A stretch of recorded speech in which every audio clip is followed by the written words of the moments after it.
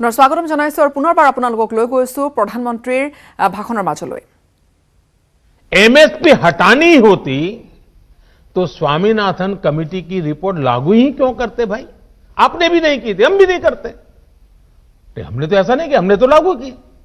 दूसरा, ये हमारी सरकार एमएसपी को लेकर इतनी गंभीर है कि हर बार बुवाई से पहले एमएसपी की घोषणा करती है। इससे किसान को भी आसानी होती है, उन्हें भी पहले पता चल जाता है कि इस फसल पर इतनी एमएसपी मिलने वाली है। वो कुछ बदलाव करना चाहता है तो उसे सुविधा होती है। साथियों, 6 महीने से ज्यादा का समय हो गया जब ये कानून लागू किए गए। ये कानून तो लागू हो चुके थे, 6 महीने पहले हो चुके थे। कानून बनने के बाद भी वैसे ही एमएसपी की घोषणा की गई जैसे पहले की जाती थी। कोरोना महामारी से लड़ाई के दौरान भी ये काम पहले की तरह किया गया। एमएसपी पर खरीदी भी उन्हीं मंडियों में हुई जिनमें कानून बनने से पहले होती थी, कानून बनने के बाद भी वही हुई। अगर कानून लागू होने के बाद भी एमएसपी की घोषणा हुई, एमएसपी पर सरकारी खरीदी हुई, उन्हीं मंडियों में हुई, तो क्या कोई समझदार इस बात को स्वीकार करेगा कि एमएसपी बंद हो जाएगी? और इसलिए मैं कहता हूं, इससे बड़ा कोई झूठ नहीं हो सकता, इससे बड़ा कोई षड्यंत्र नहीं हो सकता। और इसलिए मैं देश के प्रत्येक किसान को ये विश्वास दिलाता हूं कि पहले जैसे एमएसपी दी जाती थी वैसे ही दी जाती रहेगी। एमएसपी न बंद होगी न समाप्त होगी। साथियों, अब मैं आपको जो आंकड़े दे रहा हूं वो दूध का दूध और पानी का पानी कर देंगे। पिछली सरकार के समय गेहूं पर एमएसपी थी 1400 रुपये प्रति क्विंटल। हमारी सरकार प्रति क्विंटल गेहूं पर 1975 रुपये एमएसपी दे रही है। पिछली सरकार के समय धान पर एमएसपी थी 1310 रुपये प्रति क्विंटल। हमारी सरकार प्रति क्विंटल धान पर करीब 1870 रुपये एमएसपी दे रही है। पिछली सरकार में ज्वार पर एमएसपी थी 1520 रुपये प्रति क्विंटल। हमारी सरकार ज्वार पर प्रति क्विंटल 2640 रुपये एमएसपी दे रही है। पिछली सरकार के समय मसूर की दाल पर एमएसपी थी 1950 रुपये। हमारी सरकार प्रति क्विंटल मसूर दाल पर 5100 रुपये एमएसपी दे रही है। पिछली सरकार के समय चने पर एमएसपी थी 3100 रुपये। हमारी सरकार अब चने पर प्रति क्विंटल 5100 रुपये एमएसपी दे रही है। पिछली सरकार के समय तूर दाल पर एमएसपी थी 4300 रुपये प्रति क्विंटल। हमारी सरकार तूर दाल पर प्रति क्विंटल 6000 रुपये एमएसपी दे रही है। पिछली सरकार के समय मूंग दाल पर एमएसपी थी 4500 रुपये प्रति क्विंटल। हमारी सरकार मूंग दाल पर करीब 7200 रुपये 7200 रुपये एमएसपी दे रही है। साथियों, ये इस बात का सबूत है कि हमारी सरकार एमएसपी समय समय पर बढ़ाने को कितनी तवज्जो देती है, कितनी गंभीरता दे देती है।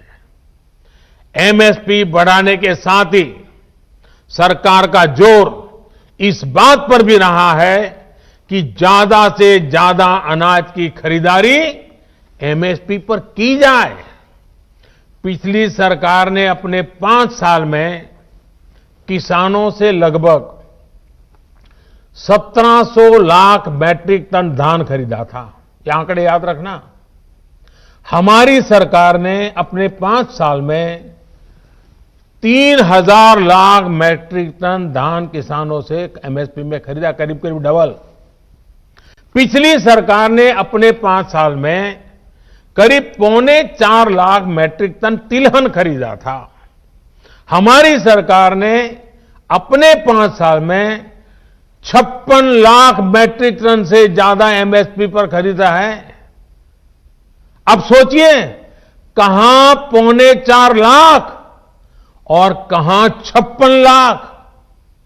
यानी हमारी सरकार ने न सिर्फ एमएसपी में वृद्धि की, बल्कि ज्यादा मात्रा में किसानों से उनकी उपज को एमएसपी पर खरीदा है। इसका सबसे बड़ा लाभ यह हुआ है कि किसानों के खाते में पहले के मुकाबले कहीं ज्यादा पैसा पहुंचा है। पिछली सरकार के 5 साल में किसानों को धान और गेहूं की एमएसपी पर खरीदने के बदले में 3,74,000 करोड़ रुपए मिले थे। हमारी सरकार ने इतने ही साल में गेहूं और धान की खरीद कर रहे किसानों को 8 लाख करोड़ रुपए से ज्यादा दिए हैं। साथियों, राजनीति के लिए किसानों का उपयोग करने वाले लोगों ने किसान के साथ क्या बर्ताव किया, इसका एक और उदाहरण है दलहन की खेती। 2014 के समय को याद कीजिए, किस प्रकार देश में दालों का संकट था। देश में मचे हाहाकार के बीच दाल विदेशों से मंगाई जाती थी। हर रसोई का खर्च दाल की बढ़ती कीमतों के साथ बढ़ रहा था। जिस देश में दुनिया में सबसे ज्यादा दाल की खपत है, उस देश में दाल पैदा करने वाले किसानों को तबाह करने में इन लोगों ने कोई कसर नहीं रखी थी। किसान परेशान था और वो मौज ले रहे थे। जो दूसरे देशों से दाल मंगवाने के काम में उनको मजा आता था। ये बात मैं मानता हूं कि कभी कभार प्राकृतिक आपदा आ जाए, अचानक कोई संकट आ जाए, तो विदेश से दाल मंगवाई जा सकती है। देश के नागरिकों को भूखा नहीं रखा सकता। लेकिन हमेशा ऐसा क्यों हो? साथियों, ये लोग दाल पर ज्यादा एमएसपी भी नहीं देते थे और उसकी खरीद भी नहीं करते थे। हालत ये थी कि 2014 से पहले के 5 साल, उनके 5 साल, उन्होंने सिर्फ 1.5 लाख मैट्रिक टन दाल ही किसानों से खरीदी। 1.5 लाख मैट्रिक टन, ये आंकड़ा याद रखिए भाइयों बहनों, सिर्फ 1.5 लाख मैट्रिक टन दाल खरीदी। जब 2014 में हमारी सरकार आई तो हमने नीति भी बदली और बड़े निर्णय भी लिए। हमने किसानों को भी दाल की पैदावार के लिए प्रोत्साहित किया। भाइयों और बहनों, हमारी सरकार ने किसानों से पहले की तुलना में 112 लाख मैट्रिक टन, मैं दोबारा बोलता हूं, 112 लाख मैट्रिक टन दाल एमएसपी पर खरीदी। सोचिए, 1.5 लाख उनके जमाने में, वहां से हम सीधे ले गए 112 लाख मैट्रिक टन। उन लोगों ने अपने 5 सालों में दाल किसानों को, दाल पैदा करने वाले किसानों को कितना रुपया दिया? 650 करोड़ रुपए। हमारी सरकार ने क्या किया? हमने करीब करीब 50,000 करोड़ रुपए दाल पैदा करने वाले किसानों को दिया। বিৰতি এটাৰ পিছত পুনৰ স্বাগতম জনাইছো। প্ৰধানমন্ত্ৰীয়ে কৃষি আইন সন্দৰ্ভত আৰু ইয়াৰ বিগত সময়ছোৱাত কৃষকৰ বিধ্বস্ত অৱস্থা সন্দৰ্ভত বিৰোধীক দিছে তুলাধুনা। পুনৰবাৰ পোনপটীয়াকৈ তেওঁৰ ভাষণৰ মাজলৈ লৈ গৈছো।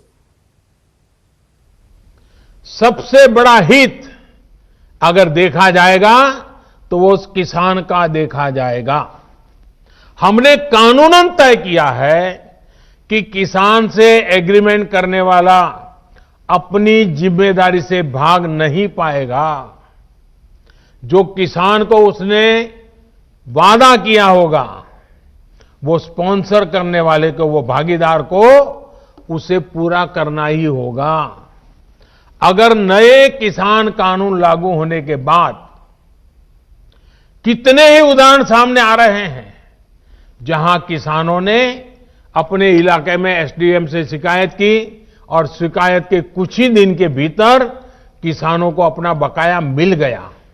साथियों, फार्मिंग एग्रीमेंट में सिर्फ फसलों या उपज का समझौता होता है। जमीन किसान के ही पास रहती है। एग्रीमेंट और जमीन का कोई लेना देना नहीं है। प्राकृतिक आपदा आ जाए तो भी एग्रीमेंट के अनुसार किसान को पूरे पैसे मिलते हैं। नए कानूनों के अनुसार अगर अचानक, यानी जो एग्रीमेंट तय हुआ है लेकिन जो स्पॉन्सरर है, जो भागीदार है, जो पूंजी लगा रहा है और अचानक मुनाफा बढ़ गया, और किसान के कॉन्ट्रैक्ट में तो कम पैसा है लेकिन मुनाफा बढ़ गया, तो इस कानून में ऐसा प्रावधान है कि जो बढ़ा हुआ मुनाफा है किसान को उसमें से भी कुछ हिस्सा देना पड़ेगा। साथियों, एग्रीमेंट करना है या नहीं करना है ये कोई कंपलसरी नहीं है। ये किसान की मर्जी पर है भाई। किसान चाहेगा तो करेगा, नहीं चाहेगा तो नहीं करेगा। लेकिन कोई किसान के साथ बेईमानी न कर दे, किसान के भोलेपन का फायदा उठा न ले, इसके लिए कानून की व्यवस्था की गई है। नए कानून में जो सख्ती दिखाई गई है वो स्पॉन्सर करने वाले के लिए है, किसान के लिए नहीं है। स्पॉन्सर करने वाले को एग्रीमेंट खत्म करने का अधिकार नहीं है। अगर वो एग्रीमेंट खत्म करेगा तो उसे भारी जुर्माना किसान को देना होगा। लेकिन अब वही एग्रीमेंट किसान समाप्त करना चाहे तो किसी भी समय बिना जुर्माने के वो किसान अपना फैसला ले सकता है। राज्य सरकारों को मेरा सुझाव है कि आसान भाषा में, आसान तरीके से समझ में आने वाली फार्मिंग एग्रीमेंट, उसका एक खाका बना करके किसानों को दे के रखना चाहिए ताकि कोई किसान से चीटिंग न कर सके। साथियों, मुझे खुशी है कि देश भर में किसानों ने नए कृषि सुधारों को न सिर्फ गले लगाया है बल्कि भ्रम फैलाने वालों को भी सिरे से नकार रहे हैं। जिन किसानों में अभी थोड़ी सी भी आशंका बची है उनसे मैं फिर से कहूंगा कि आप एक बार फिर सोचिए। जो हुआ ही नहीं है, जो होने वाला ही नहीं है, उसका भ्रम और डर फैलाने वाली जमात से आप सतर्क रहिए। ऐसे लोगों को मेरे किसान भाइयों बहनों पहचानिए। इन लोगों ने हमेशा किसानों से धोखा दिया है, उनको धोखा दिया है, उनका इस्तेमाल किया है और आज भी यही कर रहे हैं। मेरी इस बातों को, इसके बाद भी, सरकार के इन प्रयासों के बाद भी अगर किसी को कोई आशंका है